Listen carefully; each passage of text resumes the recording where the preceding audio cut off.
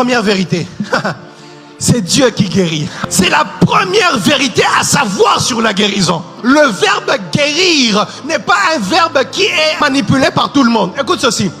Est-ce que vous savez que les cultivateurs vont dans les champs, posent la sémence, préparent la terre, cultivent, arrosent.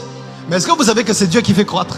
Ce n'est pas parce qu'un processus a été respecté à la base et on a vu des résultats que c'est forcément maintenant les hommes qui deviennent possesseurs de ce résultat-là. Et c'est ça le problème de la science. C'est qu'on maîtrise tellement le processus. On sait la première fois comment ça avait marché, la deuxième fois comment ça avait marché. Alors on prend l'habitude et l'homme a l'habitude de s'attribuer une gloire qui n'est pas à lui. Et parmi les attributions que l'homme se fait souvent, c'est de penser que c'est l'homme qui a la capacité de guérir quelqu'un.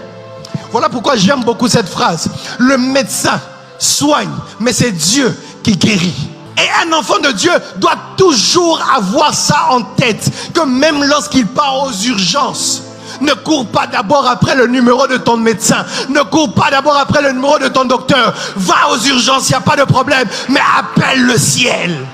Vous savez, dans les entreprises, il y a le DG qui donne sa dernière signature.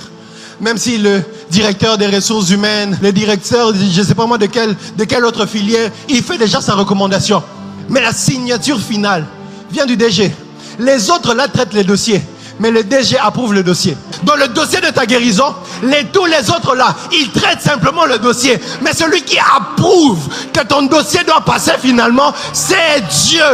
Et la Bible le dit clairement, ce n'est pas moi qui le dis. Exode 15, le verset 26, la Bible dit, j'aime la dernière phrase, car je suis l'Éternel qui te guérit. Voilà pourquoi, après toute guérison, tu es allé à l'hôpital, on t'a opéré, ça s'est bien passé, on t'a perfusé, on t'a sauvé. Dès que tu sors de là, frère, viens avec l'action de grâce. Parce que les médecins t'ont soigné, mais c'est Dieu qui t'a guéri. Il n'y avait qu'un seul lépreux, des 10, qui lorsqu'il a vu ça, il dit c'est vrai, c'est arrivé.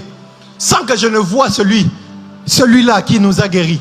Mais je sais, je reconnais que ça vient de lui. Frère, parfois tu ne verras aucun signe de Dieu pendant que tu étais malade. Aucun signe des pasteurs. Les frères de l'église ne sont pas passés. Les frères de l'intercession ne sont pas passés. Le pasteur de l'église ne t'a pas appelé. Mais même lorsque tu étais qu'avec les médecins, avec des païens, dans un hôpital païen, et que tu as été guéri, frère, il y a un Dieu que tu avais laissé sur la route là-bas. Ah, est-ce que je parle à quelqu'un? Frère, ce n'est pas parce que ce n'est pas l'église qui t'a aidé pour te faire soigner que ce n'est pas Dieu qui t'a guéri. Oh my God. Et heureusement, le médecin avait vu ça avant. Heureusement.